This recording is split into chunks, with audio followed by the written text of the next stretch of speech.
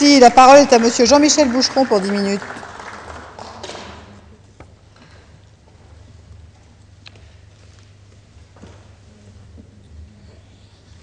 Madame la Présidente, Monsieur le Ministre, mes chers collègues, notre Commission des Affaires étrangères, sans que je cherche à l'influencer, a décidé d'approuver votre budget.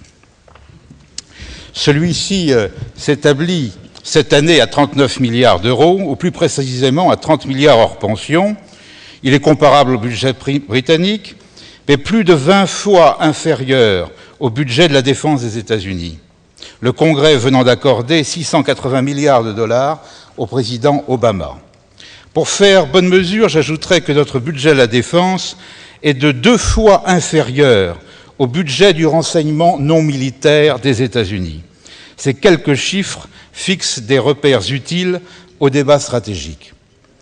Il revient à mes collègues rapporteurs de la Commission des finances et de la défense d'analyser plus profondément ce chiffre de 30 milliards qui est conforme à la loi de programmation militaire. Un budget sans doute modeste nécessite, pour être efficace, d'être réalisé et d'être stabilisé. Il semble que toutes les recettes de l'année 2009 n'aient pas été au rendez-vous. Le niveau de vos crédits est satisfaisant, mais grâce à deux renforts qui n'existeront pas l'année prochaine. Le plan de relance à hauteur de 770 millions d'euros et les ressources exceptionnelles à hauteur de 1,6 milliard d'euros. Il est probable que les recettes immobilières finiront par être au rendez-vous, mais il est tout aussi probable que les recettes liées aux fréquences ne le seront pas, et je ne parle pas de celles tirées de Syracuse 3. Il existe toujours autour de ce dernier dossier trop d'incertitudes et de bureaucratie. Quant au plan de relance, il ne sera pas là non plus, j'espère, sauf à penser une nouvelle crise financière de déferle sur le monde. Pour tout dire, je suis un peu inquiet sur les équilibres du budget 2011. Chaque jour suffit sa peine, mais l'année prochaine, à mon avis, ce sera un peu plus dur. La réorganisation de nos armées se poursuit à marche forcée. La suppression de 8000 postes cette année, la mise en place accélérée des bases de défense crée un climat social un peu tendu. Même si ces réformes sont évidemment nécessaires, il faut tenir compte du moral des hommes, qui est généralement bon, mais peut-être pas autant que nous dit le rapport du même nom, et faire attention que le succès remporté par les départs volontaires soit moins dû à l'attraction du pécule qu'à l'envie de partir. En ce qui concerne notre présence hors frontières, je ferai peu de commentaires sur le niveau de financement des OPEX, 800 millions pour 450 budgétés. Ce mécanisme est maintenant rodé. Les questions porteront plutôt sur notre prépositionnement. Car si notre dispositif à Abu Dhabi et à Djibouti est clair, les choix pour l'Afrique de l'Ouest entre Dakar, Libreville et N'Djamena restent à faire. À propos du nouvel accord de défense avec les Émirats, j'imagine que ce texte, Monsieur le Ministre, sera, comme d'habitude, rapidement à disposition du Parlement. J'aimerais simplement indiquer ici que 2 dispositifs me semblent surdimensionnés, 900 hommes au Kosovo et 1400 au Liban. Quelques réflexions de fond. Vous ne vous étonnerez pas que je vous parle de l'OTAN et de l'Europe de la défense. Le coût de notre retour dans l'OTAN doit être connu de la nation. 1250 officiers de haut niveau et 30 millions d'euros de budget civil. Personnel de haut niveau, exact. Et 30 millions d'euros de budget civil. On nous avait dit que cette adhésion à l'OTAN allait faire sauter les obstacles de la construction de l'Europe de la défense. Depuis la fin de la présidence française, rien. Quelques réunions sur l'interopérabilité navale, sur le déminage maritime. Quant à l'Agence européenne de défense, encéphalogramme plat. L'état-major permanent reste lui aussi un sujet tabou. Cette situation est regrettable, mais il faut aller de l'avant. La France, malgré ses faibles moyens, tient bien son rang. Elle tente sans succès d'entraîner une Europe partiellement gagnée par la nonchalance des peuples heureux.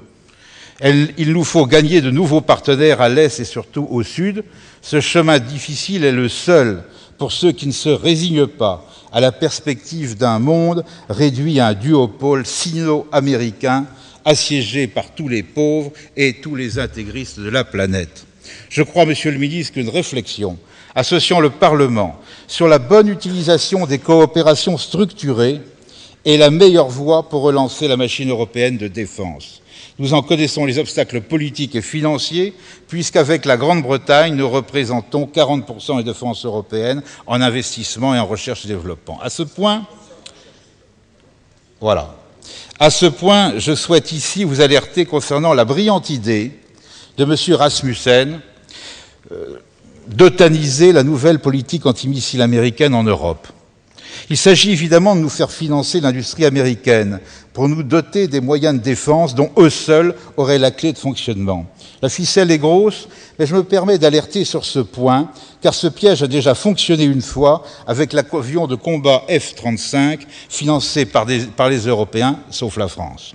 Je préférerais de loin que nous financions les industries européennes pour doter notre continent d'un système commun d'alerte avancée à partir des systèmes radars et satellitaires dont nous aurions la clé.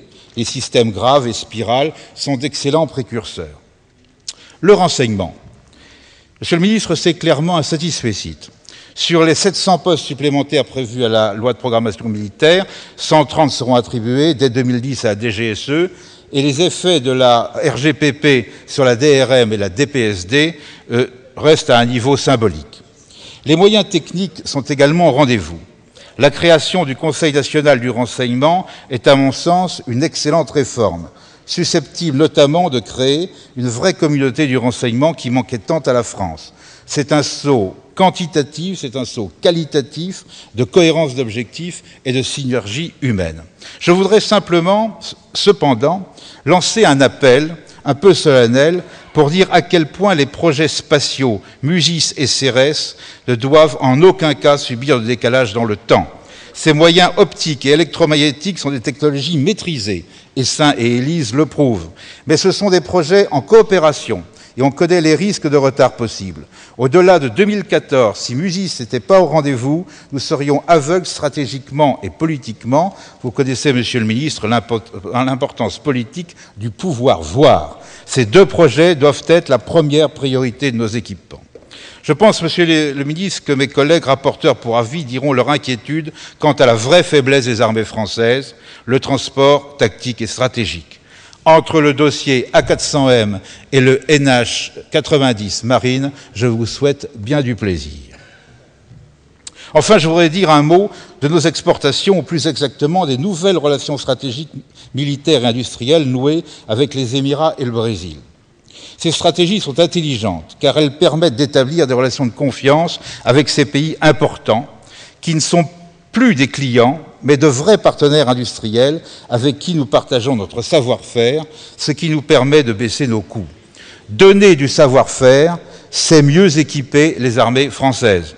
Ce pari était psychologiquement impensable il y a quelques années. La seule déception se situe au niveau du comportement du Congrès américain vis-à-vis du Pentagone. Le nouvel appel d'offres pour nos avions ravitailleurs est conçu pour faire gagner Boeing, à qui on a fourni les données comptables de l'offre Airbus. Il est tellement clair que la décision est faite d'avance, qu'un sénateur américain a protesté récemment, et que certains se posent la question de savoir si EADS doit participer à nouveau à cette compétition truquée. Enfin, deux menaces nouvelles doivent être prises en compte. La piraterie. Nous avons connu un net progrès de notre efficacité grâce à l'amélioration du contexte juridique et de la bonne initiative qui a consisté à protéger nos bateaux de pêche par des hommes à bord dont c'est le métier. La cyberdéfense, qui n'est pas suffisamment prise en compte en France. L'aspect exagérément multiforme des structures informatiques de l'armée française nous protège peut-être. Mais ce n'est pas un hasard si la Chine a construit un grand service spécialisé dans la cyberdéfense qu'elle appelle sa grande muraille numérique, que les États-Unis en font le 5e espace de défense, doté de près de 1000 experts, et que le président Obama vient de commander une revue stratégique spéciale sur cette question. La France a créé une agence nationale de sécurité des systèmes d'information, il va falloir lui donner des moyens. Nos armées, Monsieur le Ministre, sont en pleine réorganisation, en plein rééquipement. Elles le méritent car elles sont confrontées en Afghanistan à une situation dangereuse. Vous avez décidé à effectif constant de renforcer la protection de nos hommes et leur capacité de renseignement, il fallait le faire. Chacun a en cet instant, évidemment, une pensée pour ceux qui ne sont pas revenus d'Uzbin, en Kapisa. À partir du moment où il y a eu un seul mort, c'est que quelque chose n'a pas été prévu. Malheureusement, depuis la nuit des temps, on sait que la guerre, c'est l'art de surprendre. Nos adversaires sont redoutables, on le sait depuis le 11 septembre. Merci.